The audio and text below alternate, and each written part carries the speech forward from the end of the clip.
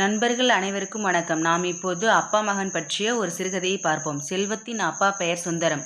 அவருக்கு வயது 75. செல்வத்துக்கு கல்யாணம் முடிஞ்சு 2 ஆண்டுகள் ஆகிவிட்டன. குழந்தைகள் இல்லை. செல்வத்தை நன்கு படிக்க வைத்தார். எம்டெக் முடித்ததுமே வேலை கிடைத்தது.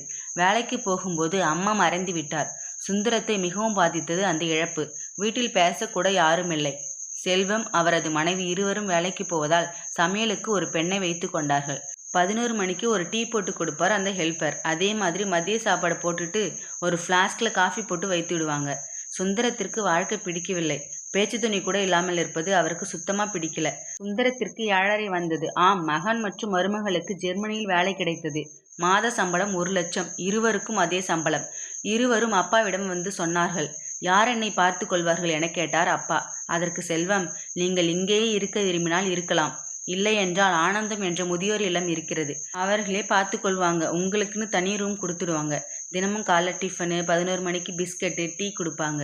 மதியம் 1 மணிக்கு சாப்பாடு, வீட்டு சாப்பாடு போல் இருக்கும். மாலை வடை, பஜ்ஜி, போண்டா, பக்கோடா தருவாங்க. டீ அல்லது காஃபி அவங்கவுங்க விருப்பம்.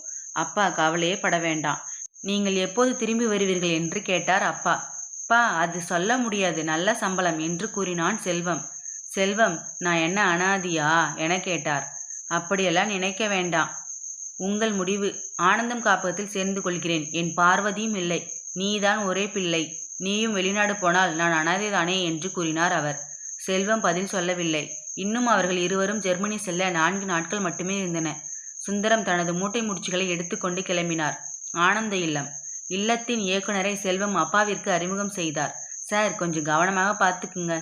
இங்கே 90 வயது தாண்டியவர்கள் பலர் உள்ளனர். நாங்கள் எங்கள் அம்மா அப்பா போல பார்த்துக்கிறோம் என்று கூறினார் அவர். ரொம்ப நன்றி சார் என்று கூறிவிட்டு செல்வம் கிளம்பிவிட்டான்.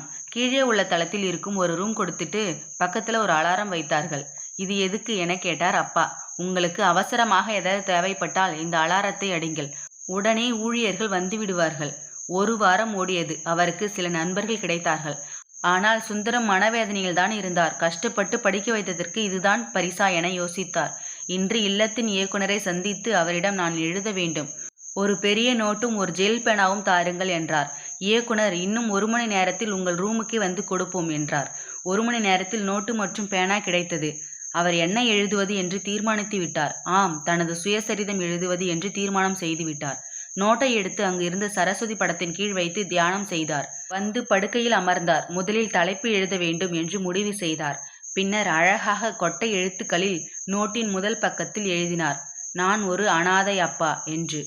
இந்த கதை பிடிச்சிருந்தா லைக் பண்ணுங்க, மறக்காம சப்ஸ்கிரைப் பண்ணிக்கோங்க. தேங்க்யூ ஃபார் வாட்சிங்.